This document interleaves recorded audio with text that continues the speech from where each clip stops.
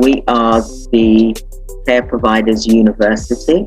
For example, the University of Care Providers is our main function is to create products so that people are able to learn about how they can create a healthcare business.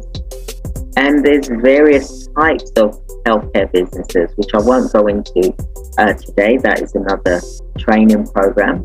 But it's about, learning about how to run a healthcare business, how to set up a healthcare business, how to scale a healthcare business. That is my vision and my mission is to change people's lives, for example.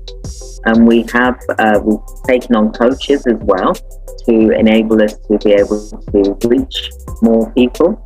And we are international, we are global.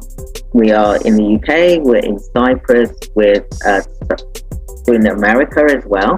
And we want to be in Africa, we want to be in the Caribbean, for example. This is what our aims and objectives are.